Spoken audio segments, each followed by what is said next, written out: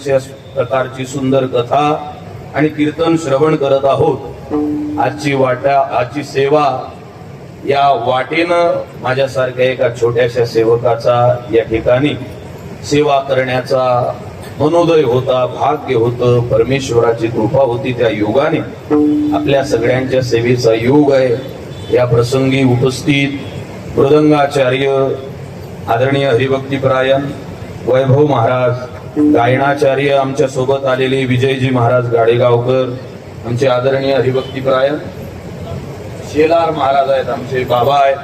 ही सगळी मंडळी, मागची टाळकरी मंडळी, बाल गोपाल, युवक मित्र, श्रद्धा स्वरूपिणी माता भगिनी, समस्त ज्ञाते वक्ते जाणते रसिक श्रोते आणि प्रिय सज्जन मायबाप, इथं उपस्थित सर्वांच्या चरणारविंदी नमस्कार करतो। काही अजून सुरू झाल्यावर येऊ, महाराज रंगात आला की मग आपला रंग दाखवू, असे जे श्रोते आसपास आहेत त्यांच्याही चरणी नतमस्तक सेवेला आरंभ। विठ्ठल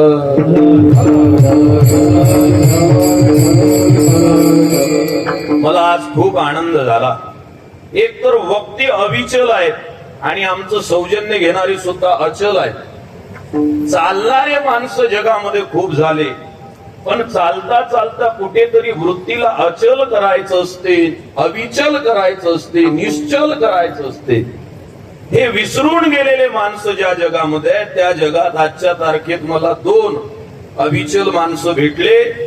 एक वक्ता आहेत, प्रवक्ता आहेत, कथाकार आहेत, आणि दुसरे आजच्या कीर्तनाचे सौजन्यदाते आपल्या शहरामधले अत्यंत विनम्र असे नगरसेवक आमचे अचल दादा पेलसरी। याच्या आडनावात जरी सरे असेल तरी त्यांच्याकडे पाहून असं वाटते की तुमची कारकीर्द काही जास्त काळ टिकणार आहे, ते काही सरणार नाही। विठ्ठल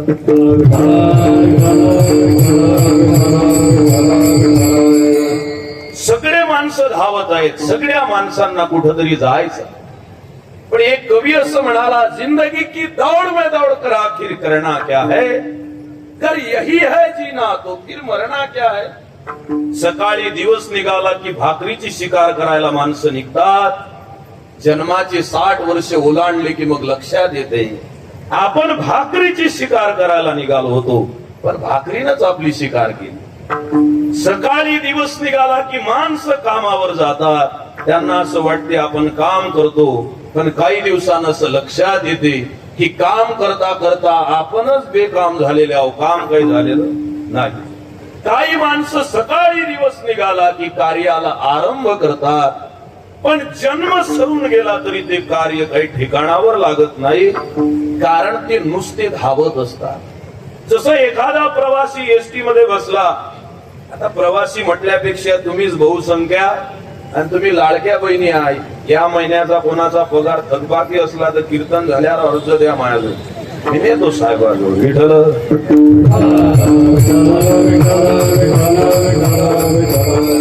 आता एसटीनं प्रवास करणं काही फार मोठं राहिलेलं नाही, तुमचं तर भाग्य आहे। किती 50% आहे का? ठीक आहे, किती बोला ना, काय समाजा घेता का? बोला ना मग बिनधास्त, का महंत थोडी आहेत काही इथं। विठ्ठल तिकीट किती आहे? 50% आहे ना, 50% तिकीट माफ आहे। एसटी मध्ये प्रवास करायला बसली माझी एखादी बहीण, एखादा प्रवासी, एखादा माणूस, एखादा साधक, तो किती वेळा एसटी मध्ये बसला याच्यापेक्षा महत्वाचं तो एसटी मध्ये कुठं पोहोचण्याकरता बसला याला महत्व आहे। कंडक्टर रोज एसटी मध्ये बसतो आणि किती वेळ बसतो सांगू तुम्हाला, त्याच्या बॅग मध्ये एक स्पेशल सतरंजी असते, तिचे धागे निघेपर्यंत आणि याची धागे निष्ठेपर्यंत तो एसटीनं फिरते, पण त्याला कुठं पोहोचायचं असते, त्याला कुठंच नसते पोहोचायचं। उलट त्याच्या एसटी मध्ये बसून हजारो माणसं कुठंतरी जाऊन पोहोचतात आणि संध्याकाळी हा आपल्या ग्रामीण भाषेत कळाल जांभोया देते, त्याच्या जांभोयाचा रस निघते, पण त्याला डेस्टिनेशन काही भेटत नाही। एसटी मध्ये बसणं महत्वाचं नाही, एसटी कुठं चालली याचा पत्ता असणं महत्वाचं आहे। तसं जीवनामध्ये किती धावतो याला अजिबात महत्व नाहीये।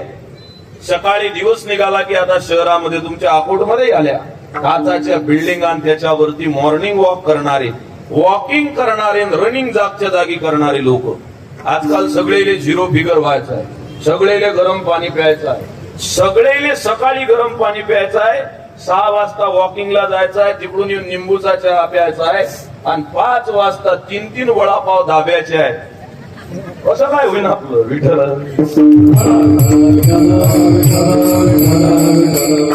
जो सकाळी मॉर्निंग वॉकला दिसतो, संध्याकाळी तोच पावभाजीवर दिसतो. मग पाव जसा फुगतो तसा तोही फुगतो. जिल्ह्यापेक्षा तालुका मोठा होतो, एवढा मोठा होतो की मुख्यमंत्री येऊन बसते त्याच्यात.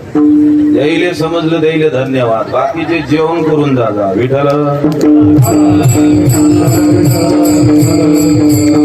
सगळे माणसं धावत आहेत. माझा मुद्दा वेगळा आहे. हे सगळे धावत आहेत याला महत्व नाही आहे, कोणत्या दिशेनं धावतायत याला अत्यंत महत्वाचं आहे. शास्त्रकार असं म्हणाले, जो अविवेकानं चालतो त्याच्या मागे जाणाऱ्याचं कल्याण होत नाही. जो अविवेकानं विचार करतो त्या दिशेनं प्रवास करणारा जन्मभर चालत राहिला तरी कल्याण होत नाही. दुसरं, ज्याला अवगुण माहित आहेत पण सद्गुणांचा पत्ता नाही त्याचं कल्याण होत नाही. तिसरा, तार्किकता ज्याच्या बुद्धीमध्ये नाही त्याला गंतव्यस्थान म्हणजे ध्येय सापडत नाही. पाचवा, खर म्हणजे मूर्ख आहे बुद्धीनं, त्याला काही भेटत नाही. हे सगळे माणसं जगामध्ये धावतात पण यांना काहीच भेटत नाही, कारण हे चुकीच्या दिशेनं चुकीच्या माणसाच्या मागे धावतात. शास्त्रकार असं म्हणाले की या सगळ्या मूर्खांच्या माग न गच्छयो न गच्छयो न गच्छयो. गच्छयो म्हणजे जाऊ नका. मग कुठं जा? महाभारतातल्या यक्ष प्रश्नामध्ये त्यांनी विचारलं किम, कोणत्या दिशेनं गेलं पाहिजे? दिक म्हणजे दिशा. मग त्यांनी सांगितलं की कोणाच्या मागे जायचं आहे? ज्या संतांनी तुम्हाला खरोखर कुठंतरी पोहोचण्याचा मार्ग दाखवला. मार्ग दाबुनी गेले आधी, मार्ग दाबुनी गेले आधी, मार्ग दाबुनी गेले आधी, मार्ग दाबुनी गेले आधी, मार्ग दाबुनी गेले आधी, मार्ग दाबुनी गेले आधी, मार्ग दाबुनी गेले आधी, मार्ग दाबुनी गेले आधी. दयानिधी दयानिधी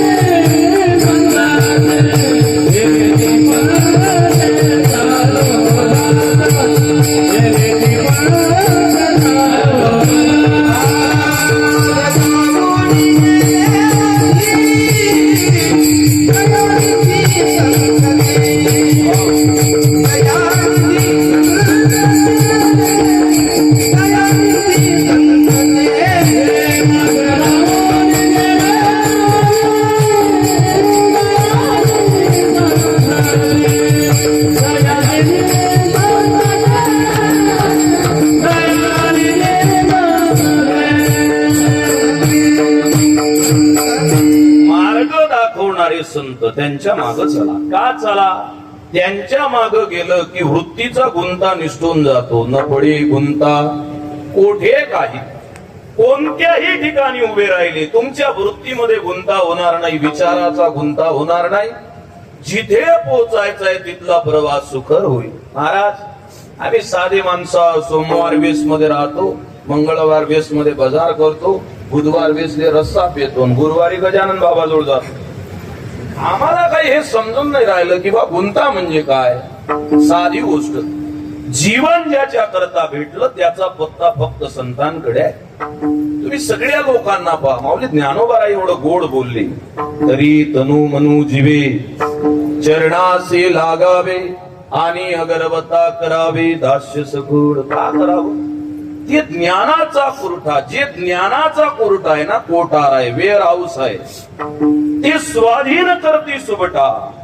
तुमच्याकडे जे ज्ञान नाही आहे ते संतांकडे वेअर हाऊस मध्ये बॅग आहे. आता 40 दिवस सिलेंडर साठी वेटिंग चालू आहे. काही दिवसांना आपण पुन्हा अश्मयुगात जाणार आहोत. अशी पोळी घ्यायची कच्ची, ते काळी टोचायची आणि खिडकीच्या बाहेर काळी धरायची. तसंही अकोला एवढं तापमान आहे, पोळी काय तुम्ही दुसरं कुकुस जरी धरलं काळीवर तरी शिजते दुपारी. विठ्ठला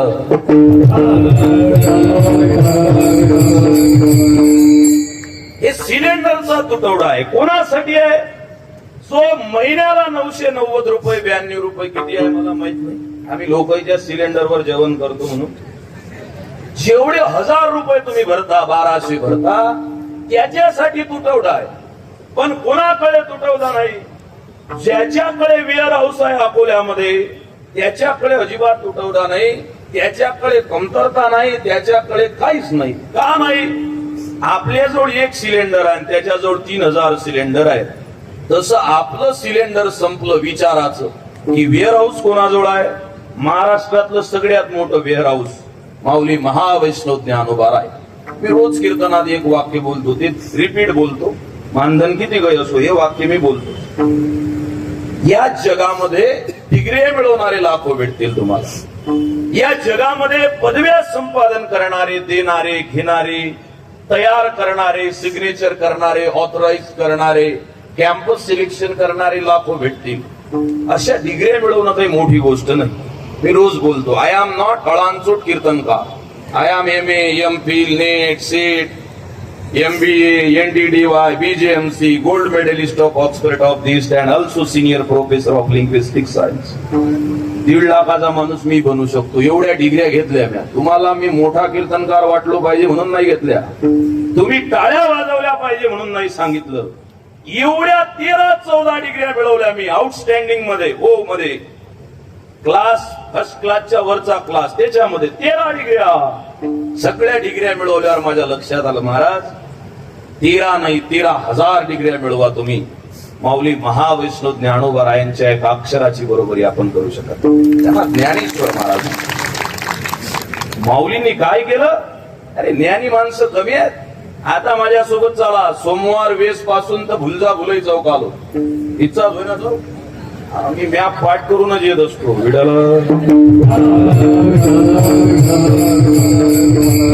विद्वान कमी आहेत, विचारवंत कमी आहेत. माझ्यासोबत चला तिकडच्या चौकापर्यंत. घराघरामध्ये विद्वान आहेत, पण विद्वान बनला की एक प्रॉब्लेम होतो. विद्वानाच्या पाठीमाग जनता उभी राहत नाही. ज्याच्या पाठीमाग जनता उभी राहते तो विद्वान नसते, त्याचं आडनाव खराद बाबा असते.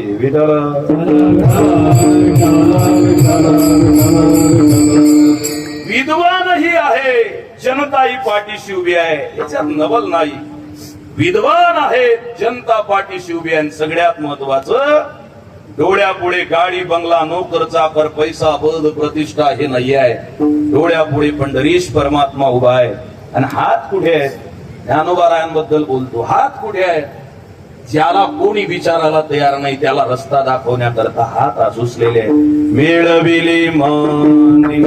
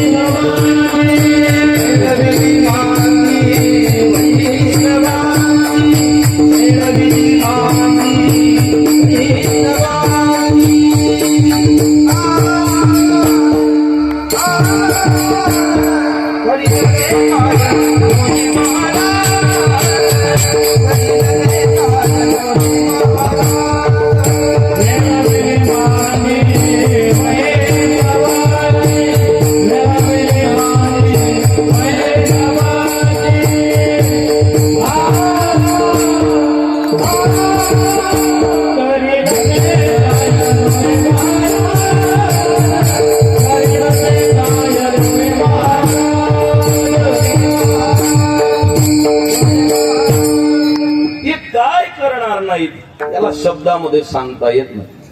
विज्ञानाला आता जे शक्य होत नाही ते तेव्हा 1272 1272 मध्ये. आणि ते माऊली म्हणतात की तुम्ही सकाळी उठल्यापासून संध्याकाळपर्यंत धावू नका, पडू नका. तुम्हाला गंतव्य स्थानापर्यंत पोहोचायचं असेल तर संतांशिवाय कोणी नाही. आता या संतांच्या शरणामध्ये गेल्यानंतर ती गंतव्य स्थान दाखवतात, सोप्या भाषेमध्ये मुक्काम दाखवतात. तर या संतांनी अशा कोणत्या मुक्कामाबद्दलच्या चर्चा केल्या? अनेक मुक्कामाबद्दलच्या चर्चा केल्या, पण जगातला परम मुक्काम एकच आहे. गोस्वामी तुलसीदासजी रामचरितमानस मध्ये म्हणतात, मी खूप गल्ली गल्लीनं फिरलो, मंदिरांमध्ये फिरलो, एवढंच नाही मस्जिद मध्ये फिरलो, पण राम प्रभूंचं चरित्र माझ्या जीवनात आलं आणि मग वायू परम विश्राम, मग मला विश्राम भेटला, आराम भेटला, मुक्काम भेटला.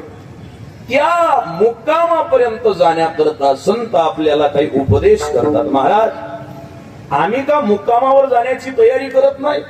करतो ना. असा कोण माणूस आहे जो भगवंताच्या करता काहीतरी दिवस निघाल्यापासून संध्याकाळपर्यंत करत नाही? एवढे लोक आहेत, किती 40,000 असतील. माझं गणित कच्चं आहे. एवढ्या लोकांमध्ये विठ्ठल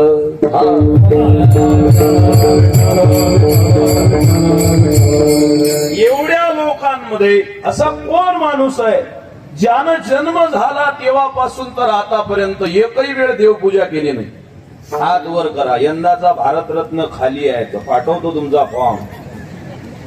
कोण माणूस आहे ज्यानं एकही वेळ देवपूजा केली नाही?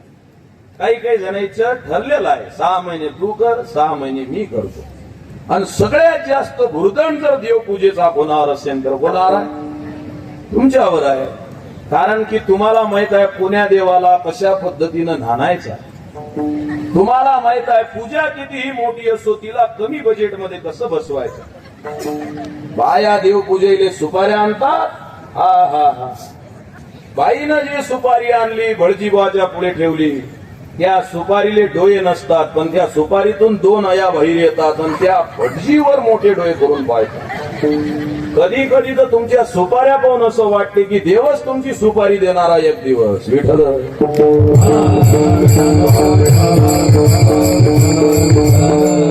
कोण माणूस आहे जो देवपूजा करत नाही? सगळेच जण करतात. आता एक नवीन बिमारी निघाली आपल्या धर्मामध्ये.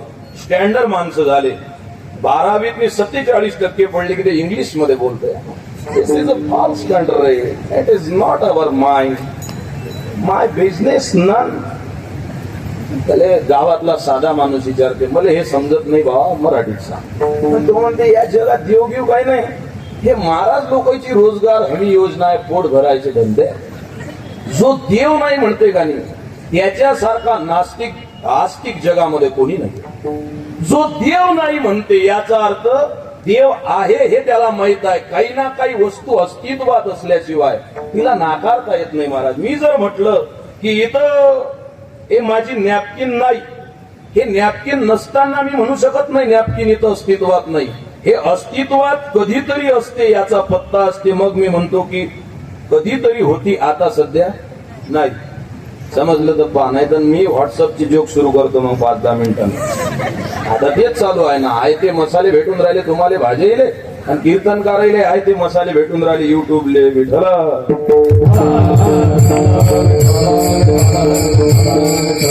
देव नाही म्हणतो त्या माणसाला सुद्धा माहित आहे देव कुठंतरी आहे. हे बिमाऱ्या आल्या आपल्या धर्मामध्ये. हे कोण्या धर्मात बिमारी नाही, फक्त इकडेच आहे. कोणती बिमारी आली? Bappa, God is not exist in the world. त्याचा बाप म्हणते मी केळीले पाणी देऊन आलो. मराठीत सांग बाबा, देव घेऊ काय नाही. जो देव नाही म्हणतो त्याला शास्त्राच्या भाषेत नास्तिक म्हणतात, विचारवंत.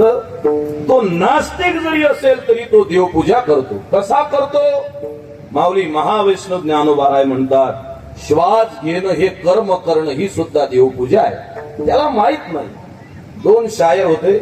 एक शायर मस्जिद मध्ये गेला, मस्जिदची पूजा करणारा होता तो. त्याला तलप आली.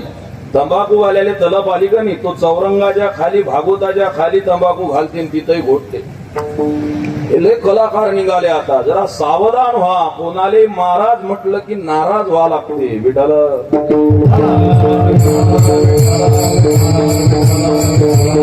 तलप आली की माणूस कुठेही रस्ता काढतो. बिडीवाले पाहिले का? एकाच्या बिडीवर दुसरी बिडी, दुसऱ्याच्या बिडीवर तिसरी बिडी, एवढे बिड्या पेटवतात की त्याचा तो मेल्यावर पेटवताना उत्शापनं जर पेटवला तर त्याच्या आत्म्याला शांती भेटते. एवढी तलब असते पण त्याला तलप आली आणि तलप आल्यानंतर त्याला दारूचं व्यसन होतं. त्यानं दारू काढली, मस्जिद मध्ये दारू प्यायला लागला. तो मस्जिद मध्ये दारू प्यायला लागल्यानंतर त्याचा मित्र पाहायला लागला. तो संध्याकाळी हरिपाठ, सकाळी काकळा, 5 वेळचा नमाज, सगळ्या धर्माचा उपासक होता. तो म्हणे बरोबर नाही गड्या, तुझ्या धर्माचं जरी मंदिर असेल तरी इथं बसून पेणं बरोबर नाही. दारू पिणारा त्याला म्हणे पीने दे मस्जिद में बैठकर, वरना ओ जगा बता दे जहा खुदा में. मला मस्जिदीत बसून पिऊ दे, नाही तर मस्जिदच्या बाहेर निघालं तरी विठ्ठल जळी तडी सगळ्या इकडे ना देव. पीने दे मस्जिद में बैठकर, वरना ओ जगा बता जहा खुदा नाही.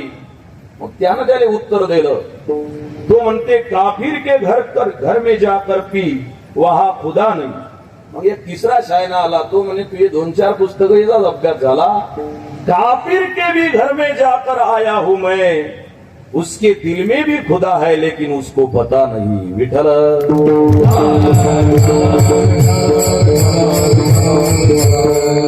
जो मी नास्तिक म्हणतो त्याच्या हृदयात सुद्धा भगवंत आहे. तोही देवासाठी वेगळ्या पद्धतीनं का होईना एक प्रकारची भक्तीच करतो. जो कंस म्हणतो मी त्याला मारतो मारतो मारतो मारतो, पुतना तृणावर धेनकासूर वाटेल त्या क्रूरापासून सगळे पाठवतो, तो काय भक्ती करत नाही. भागवताचे रसानुवाद करणारे महात्मे सांगतात त्याची सुद्धा भक्ती आहे. त्याचं नाव विरोधी भक्ती आहे. तसं काही म्हणत असतील देव नाही, त्यांची भक्ती चालू आहे. आपली तर रोज देवपूजा चालू आहे. मग महाराज आम्ही तर देवपूजा करतो, आम्ही तर देवाच्या त्या मुक्कामापर्यंत पोहोचण्यासाठी कष्ट करतो, पण हे देवपूजा आम्ही जे करतो याच्यात काही बिघाड आहे का? तुकाराम महाराज म्हणाले याच्यात बिघाड नाही, पण याला एक पुरवणी आहे, सप्लिमेंटरी आहे. अभंगाच्या पहिल्या चरणात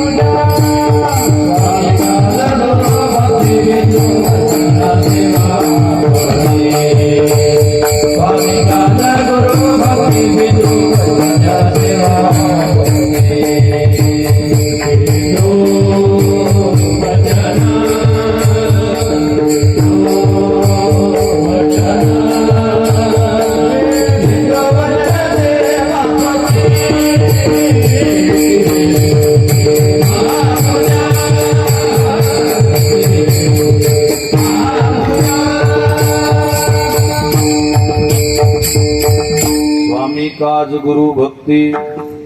तुम्ही जे पूजा करता, देव पूजा करता, भक्ती करता ती चुकीची नाहीये, पण त्या भक्तीचं स्वरूप तुमच्या लक्षात आलं पाहिजे, माझ्या लक्षात आलं पाहिजे, सामान्य लोकांच्या लक्षात आलं पाहिजे. म्हणून महाराज सांगतात देव पूजा करणे वेगळं आणि कर्मालाच देवपूजा बनवणं वेगळं. 2 सोप्या गोष्टी आहेत. आपलं काम व्यवस्थितपणे करणं हे सुद्धा देवपूजा आहे. माझ्या खिशातलं नाही, तया सर्वात्मका ईश्वरा स्वकर्म कुसुमाची आविरा, पूजा केली होय अपारा तुषारा. माऊली महावैष्णव ज्ञानोबा राय म्हणतात देव विष्णूची महापूजा करायचं असेल पहिल्यांदा तू जर सेवक असशील तर स्वामीचं काम व्यवस्थित करणं ही देवपूजा आहे. आपल्या जीवनामध्ये नियतीनं जे काम आपल्याला दिलं असेल ते व्यवस्थित करणं हे देवपूजा आहे. महाराज मग सकाळी दिवस निघाल्यापासून आम्ही दीड तास 2 तास संध्याकाळी सकाळ दुपार संध्याकाळ त्रिकाल संध्या करतो हे व्यर्थ आहे? अजिबात नाही. कोणी जर म्हणत असेल हे देवपूजा करू नका तर समजून जायचं त्याचा वरचा मजला नाही पाया सुद्धा रिकामाचा आहे, त्याचा बंगलाच उभा राहिला नाही. देवपूजा करतो मंदिरात जातो हे व्यर्थ नाही. तर तुम्हाला म्हणायचं काय? काही नाही, सोपी गोष्ट आहे. आपण जी देवपूजा करतो ती संपूर्ण रूपाने निर्दोष आहे का याचं चिंतन जर केलं तर आपण याची शाश्वती देऊ शकत नाही. एक सोपं उदाहरण सांगू. पूजा शास्त्राचा नियम असा आहे की अशी पळी डाव्या हातात घ्यायची, असं पाणी घ्यायचं आणि मग उजव्या हातावर पाणी टाकायचं. ते कुठे टाकायचं माहित आहे का? असा तळ हात केल्यानंतर जिथं गड्डा तयार होतो तिथंच पाणी टाकायचं. इकडे तिकडे टाकलं ते सांडलं जमत नाही. इथं पाणी टाकलं. किती पाणी टाकलं? अर्धा पोळी पाणी घ्यायचं बरोबर आणि इथं टाकायचं. तुम्ही म्हणाल महाराज आमच्या मागं गडबड होतं, पोरानं टीव्ही चालू केली, रिमोटचा आवाज वाढवला, तांब्या खाली सांडला, मग पोळीत पाणी घेतलं आणि घाईघाई घेतल्यामुळे अर्ध्या पोळीच्या जागेवर एक पोळी पाणी घेतलं. मग काय झालं?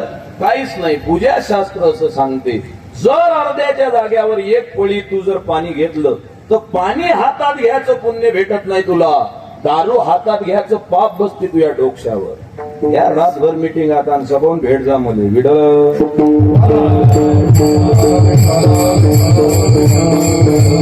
हे 5 बोट आहेत, अंगठा अनामिका मध्यमा तर्जनी करंगड.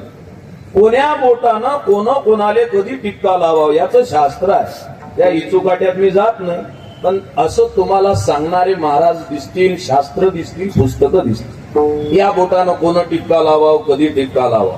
जुन्या काळात राजा युद्धाला निघाला की बाया असा आरतीतलं कुंकू घ्यायच्या आणि असा टिक्का लावायचा. 2 भुवयाच्या मध्ये पासून असा लावत न्यायचा शेवटपर्यंत. त्याला विजयश्री तिलक म्हणतात. आपल्या घरातले काम जर अडलेले असतील तर ते पूर्ण होतात, त्याचा विजय हो म्हणून विजयश्री तिलक. विजय संघ पाहिजे म्हणजे कीर्तन फेल जात नाही. आमच्याही संघ आहेत विजय महाराज विडल.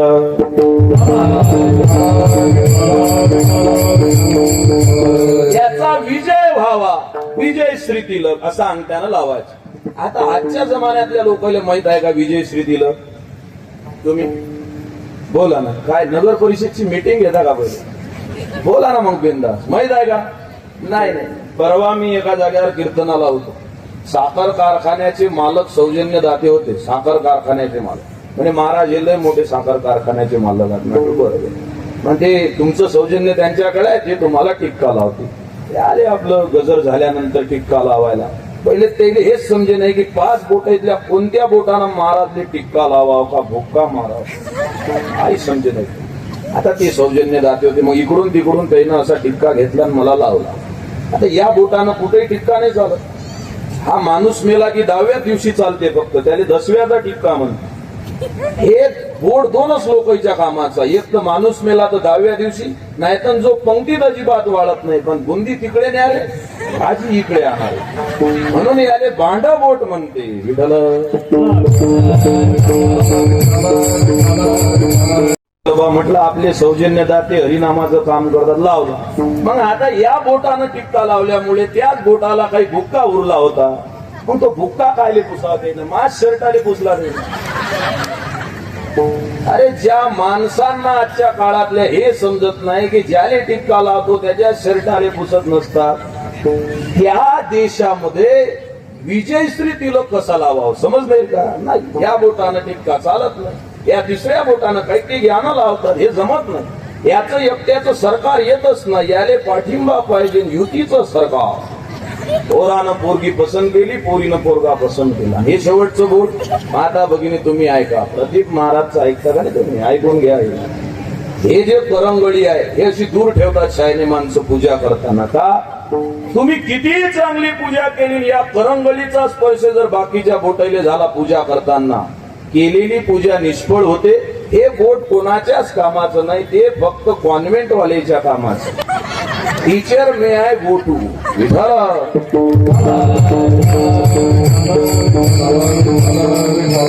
संपला माझा मुद्दा. 5 बोटानं 5 वेळेला आणि 5 विशिष्ट व्यक्तीला टिळा लावायचा असते हे आपल्याला माहित नाही. असे हजारो बारकावे पूजेमध्ये आहे. कसं करावं काय करावं हे पूजा आजच्या काळामध्ये शक्य आहे नाही महाराज. मग आजच्या काळामधली म्हणून महाराज सांगतात तू साधा सेवक आहेस ना, तुझ्या स्वामीचं भगवान परमात्म्याचं कार्य करणं हे तुझ्यासाठी देवपूजा आहे. तुम्हाला सांगू महाराज, रयतेचे राजे छत्रपती शिवाजी महाराज झाले. सगळे लोक म्हणतात छत्रपती शिवाजी महाराज की जय. पण छत्रपती शिवाजी महाराजांचं स्वराज्य अस्तित्वात आलं नसतं. त्यांच्या शब्दासाठी प्राण देणारे, त्यांचे स्वामी काच करणारे सेवक जर महाराष्ट्रात जन्माला आले नसते. 2 माणसं असे होते, मुघलाचे घोडे जर पाणी प्यायला आले, घोड्याचं चित्र त्या मावळ्याचं चित्र जर त्या घोड्याला पाण्यात दिसलं तर ते मान वर करायचे पाणी प्यायचे नाही. तो सरदार विचारायचा केवराब सर क्या हो गया है. महाराज ये घोड़े यहाँ पर पानी नहीं पिएंगे. क्यों? क्योंकि छत्रपति शिवाजी महाराज के मावलों का चित्र उन्हें इस तालाब में दिखाई देता है. पिछली बार दौड़ते दौड़ते वो यहीं पर आए थे, तालाब के किनारे रुके और रुक कर देखने लगे तो पानी के अंदर से संताजी धनाजी निकल आए और पानी पीने के लिए जिन घोड़ों ने अपना काम करने का, प्यास बुझाने का प्रयास किया, उनकी प्यास बुझने से पहले उनके शरीर का सारा खून इसी तालाब में उतार दिया. तुम्ही म्हणसान तलवारीनं घोडे कापणं हे का देवपूजा आहे? देश संकटात असताना माणसं कापणं ही सुद्धा देशाची देवपूजा आहे. विठ्ठल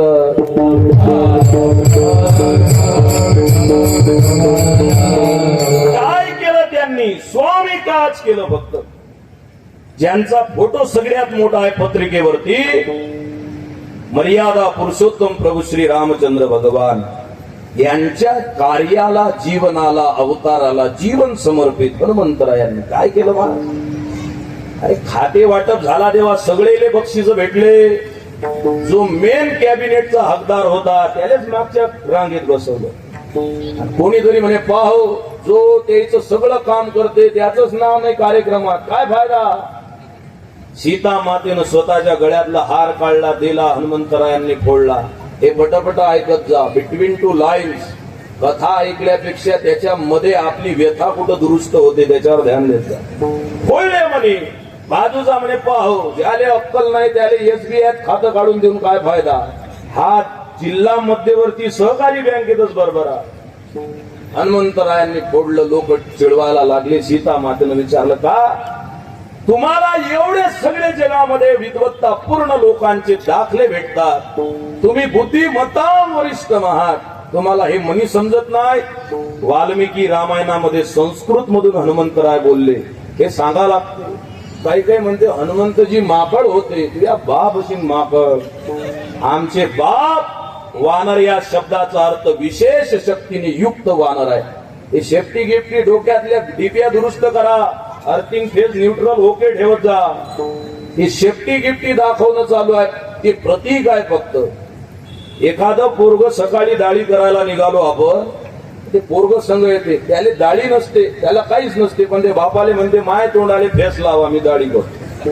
बाप तिथून निघाला की ते ऑफिसले म्हणते बापाले मी सोबत येतो. बाप तिथून निघाला आणि सासरवाडीला जरी गेला तरी म्हणते बाबा मी सोबत येतो. मग आपल्या इकडले वराळी भाषेत बोलणारे लोक म्हणतात काय शपूट लागलं रे माग. शपूट लागलं म्हणजे काय? शपूट लागलं काय त्याले? ते पोरगा आहे त्याच्या संग पण सदैव सोबत राहते म्हणून त्याला शेपूट म्हणतात. तसं हनुमंतराय विशेष शक्तीने युक्त होते. कितीही मोठं झाड असो त्याच्यावर उडी मारण्याची आणि विद्वत्तेसह कर्तृत्व गाजवण्याची शक्ती होती. दोर बांधलेला असायचा, त्याचं रूपांतर शेपटीत झालं. असो म्या काही उधळ नाही घेल सारं. विठ्ठल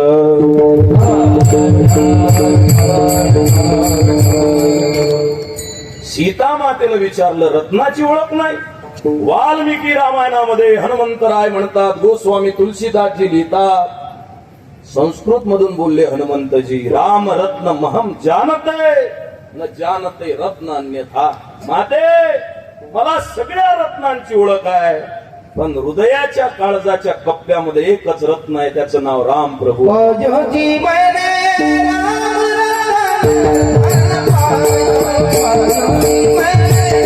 राम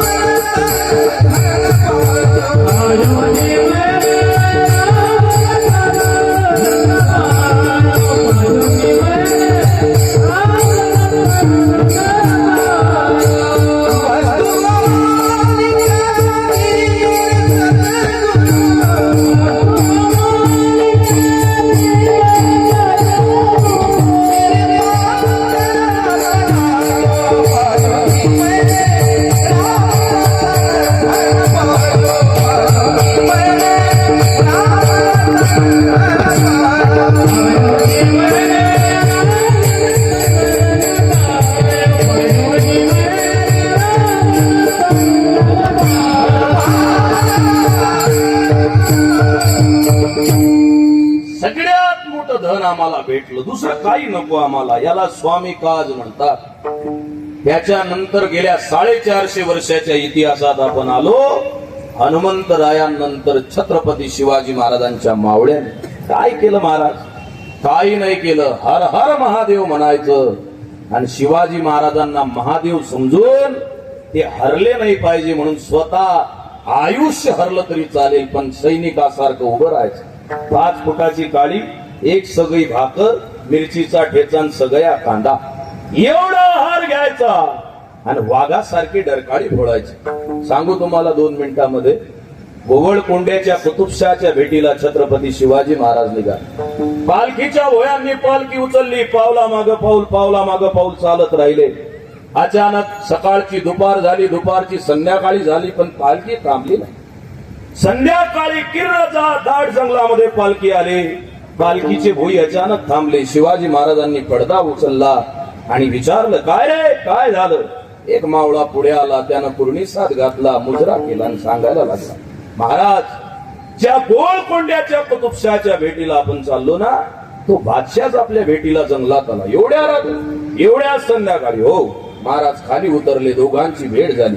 शिवाजी महाराज एक वाक्य बोलले, आम्हीच तुमच्या राज्यात येत आहोत, तुम्ही इथे येण्याचे कष्ट का घेतले? त्याचं वाक्य अत्यंत महत्वाचं आहे. माणूस तो मोठा नाही ज्याचे मित्र त्याला वाहवा करतात. आपल्या आयुष्यात आपला सगळ्यात मोठा शत्रू, त्यांना आपल्या बाकी गोष्टीबद्दल वाईट म्हटलं तर चालते, पण एखादा गुण आपल्या अंगात असा पाहिजे की त्यानं चर्चेत म्हटलं पाहिजे, ते बाकीचं सगळं ठीक आहे भाऊ, पण त्याचा त्या गोष्टीत नाद करायचा नाही. विठ्ठल. बादशाह का महाराजांचा मित्र होता, पण छत्रपती शिवाजी महाराज म्हणतात, एवढ्या संध्याकाळच्या वेळेला आपण इथे का आले? गोवळकोंड्याचा बादशाह म्हणतो, तुमच्या सारख्या जाणता राजाचं पहिलं पाऊल माझ्या राज्याच्या हद्दीत पडते आहे. तुमच्या पायाखालची थोडीशी धूळ माझ्या मस्तकाला लागावी म्हणून मी जंगलात आलो. त्याला जीवन म्हणतात. पुन्हा पालखीत बसले, पालखी निघाली, समोर गेले. हजारो माणसं शिवाजी महाराजांना पाहण्याकरता आसुसलेले होते, एकत्रित झाले होते.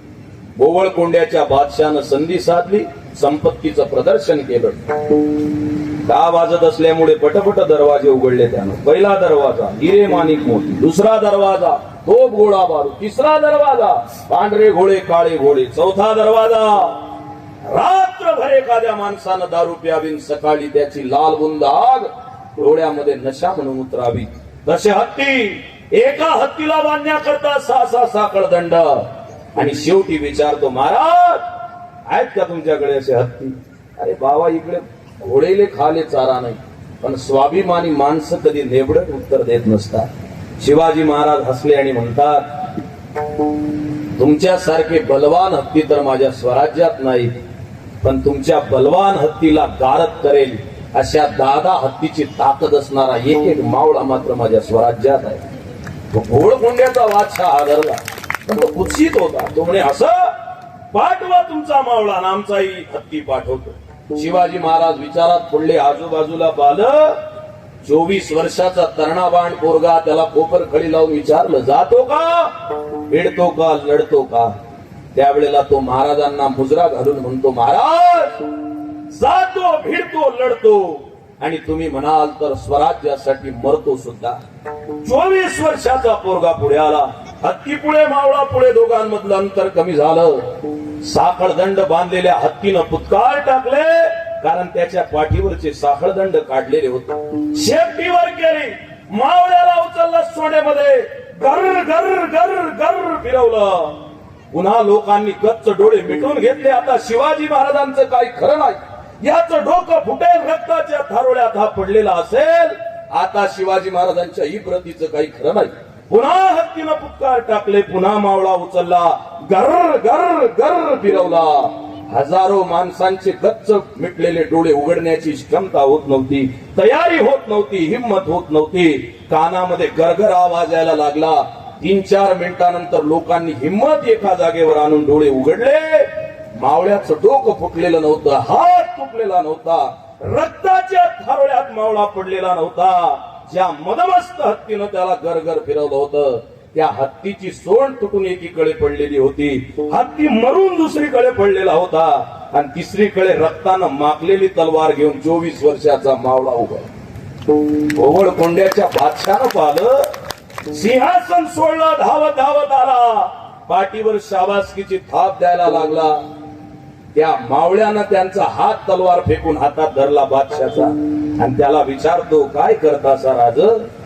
अरे मदमस्त झालेल्या हत्तीला गारद केलं. हजारो मावळ्यांची शक्ती तुझ्यात आहे. एवढ्या मोठ्या हत्तीला गारद करणारा मावळा मी माझ्या जीवनात पाहिला नाही. तुझ्या पाठीवर शाबासकीची थाप देतो आहे. तो मावळा म्हणतो, महाराज नका देऊ. जीवनात हे लक्षात ठेवा, आपल्या पाठीवर त्याच माणसानं हात ठेवला पाहिजे जो आपण पुढे गेल्यानंतर आपल्या पाठीत चाकू खुपसणार नाही. बोकडा समकापताना समजले, आजवर का पाळले त्यांनी मला, वाचले ना चाळले त्यांनी मला, कसे चुरगाळले त्यांनी मला. पाठीवर कोणाचाही हात पडला, भाऊसाहेब तुम आगे बढो हम तुम्हारे साथ है, गरीबाचा एकच नारा, 50 की दारू 20 का खारा, भाऊसाहेब हमारा कोई ना हमारा, यहा कोई ना तुम्हारा. महाराज नका करू. हात पकडला एवढ्या मोठ्या राजाचा, अरे तुझ्या पाठीवर शाबासकीची थाप देत आहो. मावळा एक वाक्य बोलला, this is very important sentence, double inverted comma, single underline, point noted in your heart diary. तो मावळा म्हणतो, महाराज शाबासकी देऊ नका. का? जगाच्या पाठीवर, या पाठीवर शाबासकी देण्याची ताकद फक्त एकाच हातात आहे. त्या हाताच्या मालकाचं नाव आहे छत्रपती शिवाजी महाराज. याला स्वामी काज म्हणतात. 450 वर्ष झाले रोज प्रशांत महाराज ठाकरेले सांगा लागते, किसी के पेट से सांप पैदा हुआ तो किसी के पेट से पाप पैदा हुआ, लेकिन जिजाऊ ऐसी माँ थी लोगों जिनके पेट से बापों का बाप पैदा हुआ. एकच राजा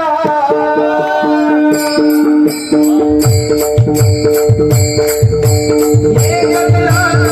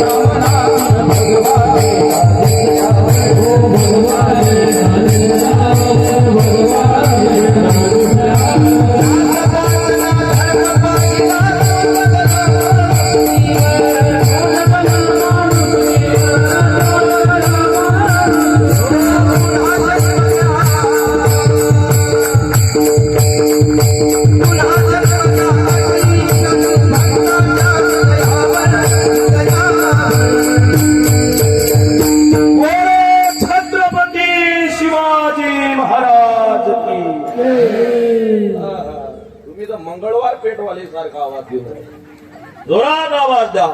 छत्रपती शिवाजी महाराज की. माझ्या राजाचं नाव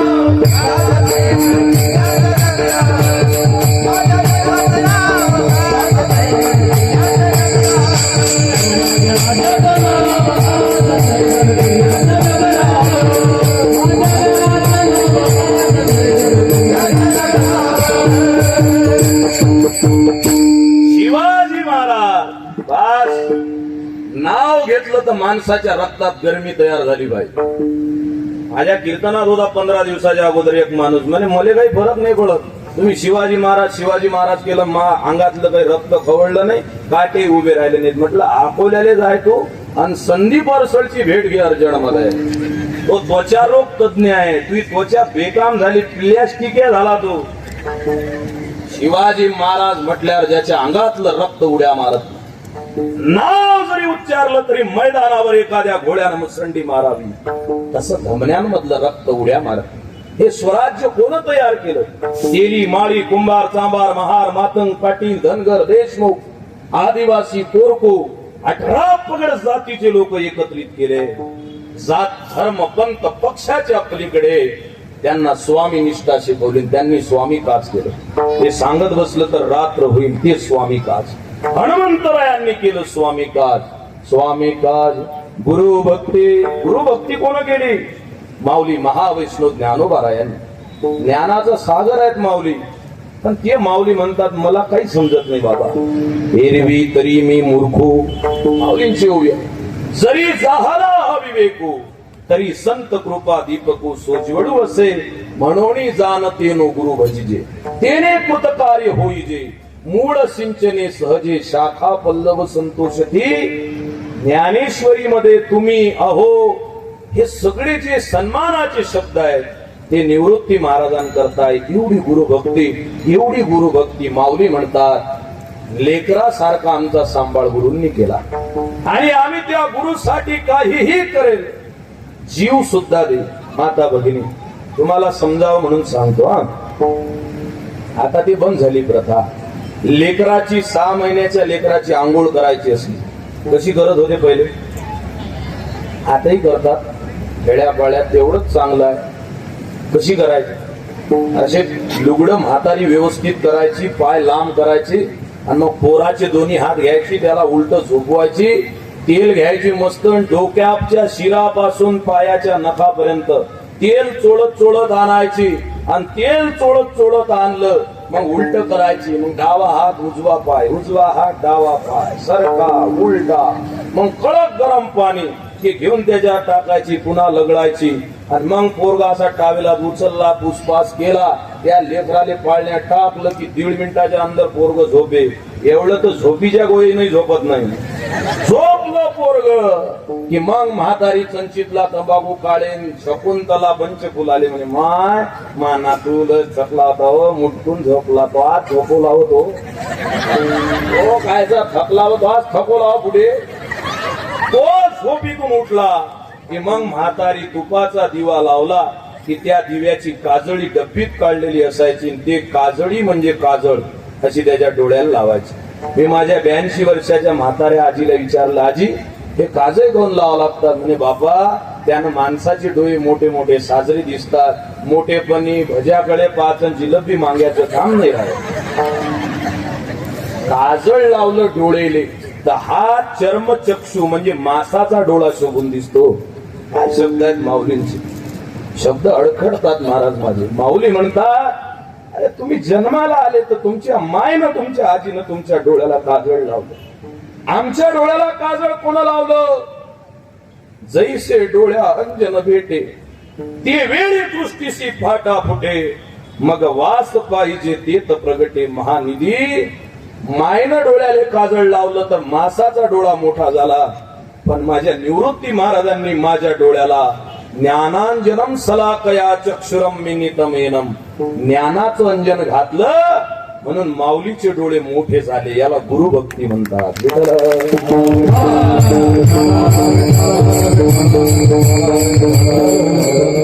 स्वामी काज गुरुभक्ती पितृवचन राम प्रभू. सगळं रामायण आपल्या पाठ आहे. एकच गोष्ट सांगतो फक्त, 150 ते 200 प्रकारचे रामायण आहेत महाराज. रिकाम पण झालं की वाचा. हे पोलीस टाइम आणि आधुनिक कथा वाचल्यापेक्षा आपल्या धर्माचे ग्रंथ वाचत जा. 200 प्रकारचे रामायण. पण एका रामायणामध्ये असं नाही की राम प्रभूला थेट निरोप गेला म्हणून की तुम्हाला वनवासात जायचं नाही. वडिलांनी ज्यांनी वनवास सुनावला त्यांनी प्रत्यक्ष सांगितलं नाही तरी वनवासात जाण्याची तयारी. बापाच्या डोळ्यातून लेकराला समजलं पाहिजे माझ्या बापाला काय अडचण. एक वाक्य बोलू, लेकरू कॉन्व्हेंट मध्ये 20,000 फी वाल्या नका टाकू, 70,000 फी वाल्या टाका, काही अडचण नाही. त्याला घ्यायला साधी बस नाही, एसीची बस आली पाहिजे. पण सांगू, आपलं लेकरू जेवढ्या जोरात इंग्लिशच्या कविता वाचते, त्या इंग्लिशच्या कविता वाचणाऱ्या पोराला बापाच्या डोळ्यातले 2 अश्रू सुद्धा वाचता आले पाहिजे. त्याला शिक्षण म्हणतात. ज्या पोरी करता आपण हळाचे काळ करतो, रक्ताचं पाणी करतो, या पोरीला पोलीस स्टेशन मध्ये मायबाप भेटल्यावर असं न म्हणता यांना मी ओळखत नाही असं म्हणता आलं पाहिजे. हे तेच मायबाप आहेत ज्यांना मी आजपर्यंत हाडा मासाचे मायबाप समजत होतो. पण हे हाडा मासाचे मायबाप नाहीत, हे हाडा मासाच्या रूपात या पृथ्वीवर अवतरलेले भगवंत आहेत. हे कधी बोलतील लेखलो? जेव्हा राम प्रभूंचं पितृवचन त्यांना समजेल. आता बाप सोप्यावर बसेल असते, पोर आले म्हणते पाणी घे रे, तो म्हणते तुम्हीच घेऊन घ्या, माईसाठी घे जा अर्धा किलो. बाप म्हणते वावरात वाढणेला आले, तो म्हणते घ्या हाकलो, अरे मी इकडे कामात बिजी, मग खाऊ द्या ना त्याले, आपले सोयरेस्त होते. पितृवचन, बापाच्या शब्दा करता जीवन गेलं पाहिजे. विस्तार खूप करता येईल. सेवापती, तुम्ही माता भगिनी बसलेल्या, हा अभंग घेण्याचंच कारण तुम्ही आहे. तुम्ही पुढे दिसल्या मला, नाही तर मी दुसरा अभंग घेऊन आलतो आज. पण तुम्ही दिसल्या. तुमची सगळ्यात मोठी देवपूजा कोणती? शकुंतला, पंचफुला, शशिकला, अंतकला, चाला माय झाला तिकडे. काही काही बाया ह्या डोळ्याले बदलला तर माय राम गेला वा वनवासात, तुझ्या रामाई कसाच गेला वा ऑफिसात. तुमची देवपूजा कोणती? तुका म्हणे पतिव्रता, तिची देवावरी सत्ता.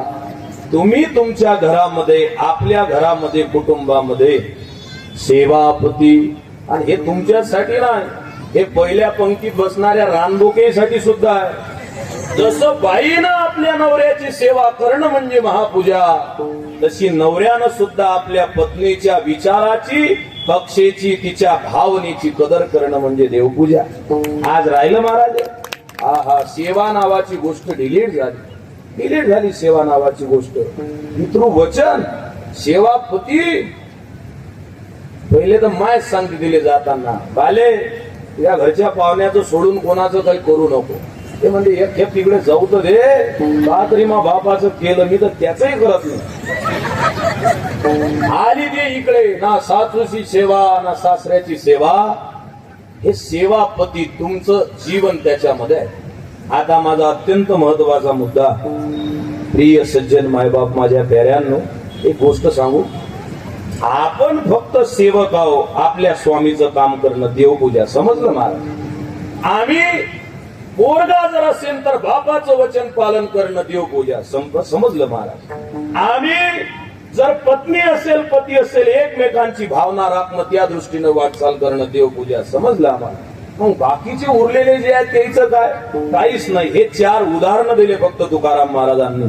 याचा अर्थ व्यापक असा आहे की ज्याचं जे काम आहे त्यानं ते व्यवस्थित करणं म्हणजे देवपूजा. विठ्ठल.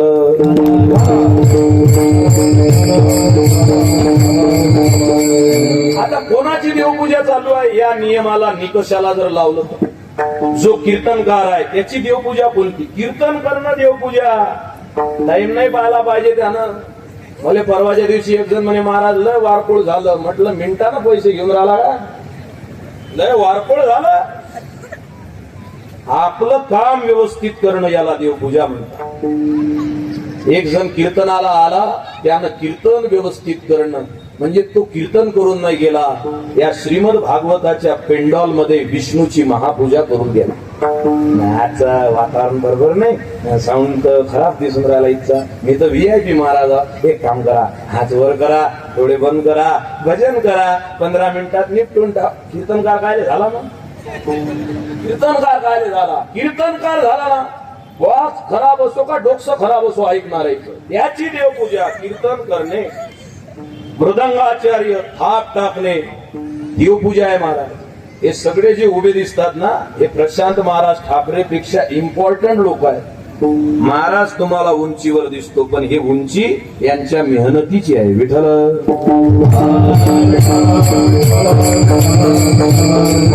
देवपूजा. डॉक्टर बनला ना तू, डॉक्टरनं आपल्या पेशंटचा इलाज व्यवस्थित करणं, विष्णूची महापूजा.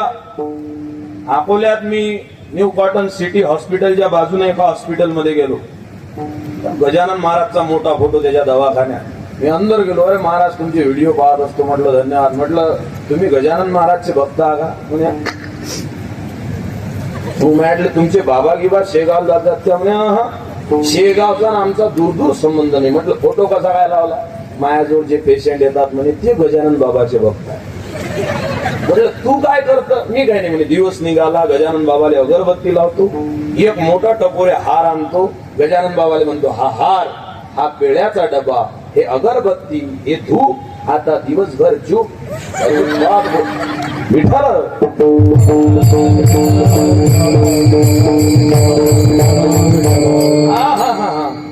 जो डॉक्टर आहे त्यानं आपल्या पेशंटला दरिद्री नारायण समजणं. स्वामी विवेकानंद म्हणतात, मैं उस प्रभु का सेवक हूं जिसे अज्ञानी लोग मानव कहते हैं.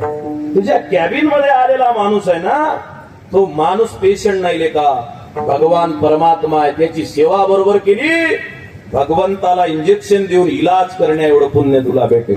डॉक्टरची देवपूजा. आता समाजसेवक बनले पाहिजे. मागे एक डॉक्टर प्रसिद्ध झालता, एवढा प्रसिद्ध झाला. लोक म्हणे तो फुकट ऑपरेशन करते, फुकट ऑपरेशन करते, फुकट ऑपरेशन करते. त्यानं साऱ्या भिकारीचे ऑपरेशन केले.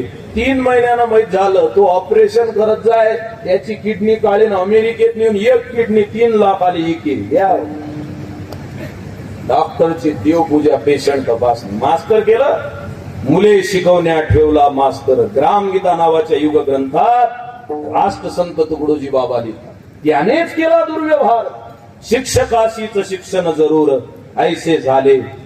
त्या मास्टरला जर त्याला शिक्षण देण्याची वेळ आली असेल, त्यानं कितीही देवालय अगरबत्त्या लावू द्या, धूपबत्त्या लावू द्या, त्याची देवपूजा होणार नाही. शेतकरी केलं तुला इमानदारीनं वागणं, तुला वादक केलं इमानदारीनं वाजवणं, तुला कीर्तनकार बनवलं इमानदारीनं कीर्तन करणं, तुला पंडितजी बनवलं इमानदारीनं पूजा करणं, प्रामाणिकतेने करणे काम, हेच आमचे ईश्वर नाम.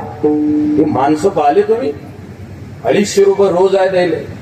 250 रुपये रोजामध्ये शिदोरीची थैली हातात, पाण्याची बॉटल दुसऱ्या हातात, डोक्याला टावेल गुंडाळलेला रस्त्यानं जाते. शेतावरती मजूर जाती जातो त्यांच्या सवे, जातो त्यांच्या सवे, भाकर भाजी खाऊन राजी गात से गोडवे, जात पात ही कधी न फुसली हो, जात पात ही कधी न फुसली, मोहित प्रेमावरी भाविकांच्या मेळ्यात दिसला हरी.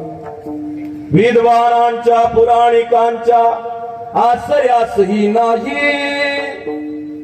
जरास तिकट आहे, पचायला कठीण आहे.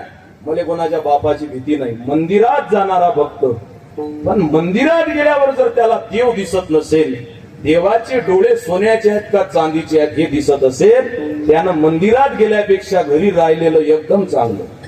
मंदिरात गेल्यावर माणसाला देव दिसला पाहिजे. मी 500 बाया नेल्या होत्या दर्शन करायला सोन्याच्या मंदिरात. म्हणजे उंबरठाही सोन्याचा, देवही सोन्याचा, झुंबरही सोन्याचा. त्या बाया मंदिरातून बाहेर निघाल्या. म्हटलं मावशी झालं काय दर्शन? अकोल्याच्याच होत्या झाल्या. म्हणे हो बाबा तुमच्या ज्यानं घडलं पुण्य झालं. म्हटलं धन्यवाद. देवाचं दर्शन कसं काय झालं? एक बाई म्हणे त्याच्यातली, बापा बापा बापा बापा बापा देवाले काय पाहा लागते, उंबरठाही सोन्याचा, दिवाही सोन्याचा, झुंबरही सोन्याचं. इमानदारीनं सांगतो म्हणे महाराज, एक झुंबर तोडलं तर 40 एक दाण्या होतात ना. गेली कुठं? मंदिरात. आणि पाहून काय आली? एक दाण्या किती होता. जो मंदिरात जातो पण त्याच्या हृदयामध्ये भगवान परमात्म्याचं दर्शन घेण्याची क्षमता नाही. शेतावरती मजूर जाती, तो शेतात जातो, तो कष्ट करतो, काम करतो, त्याचं काम इमानदारीनं करणं ही त्याची पूजा नाही. दुसऱ्या चरणात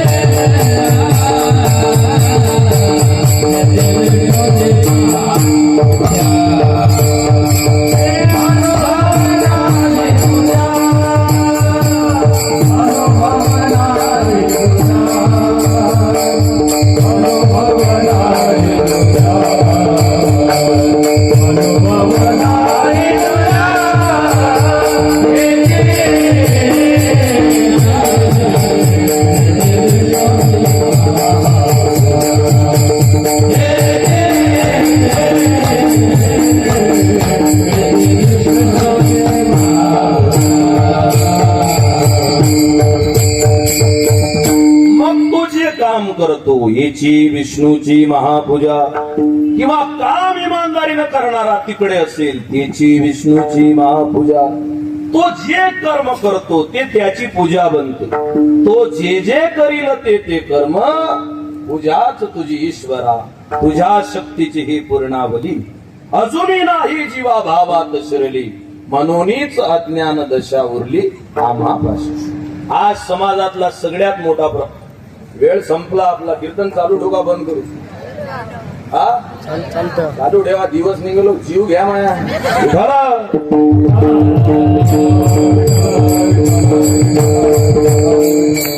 याची विष्णूची महापूजा.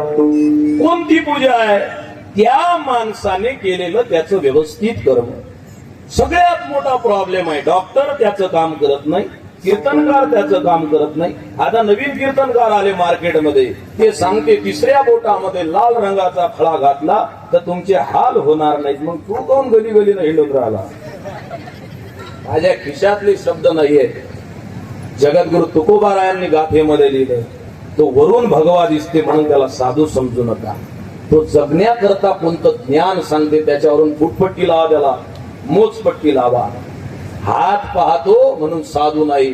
त्याचा हात जीवनामध्ये पाठीवर पडल्यावर आघात सुद्धा जीव सहन करतो. तो साधू आहे. म्हणून काय महाराज, 250चा फेटा, 250चं धोतर, 250चं शर्ट, किती झाले? 750. 25 रुपयाची माळ, 15 रुपयाची अष्टगंधाची डबी, फुकटचं चंदन उगवले नाऱ्या. याने लागते काय? जगद्गुरु तुकाराम महाराज म्हणतात, नवती ते संत करिता कवित्व, संतांचे ते आप्त नवती संत. भगवान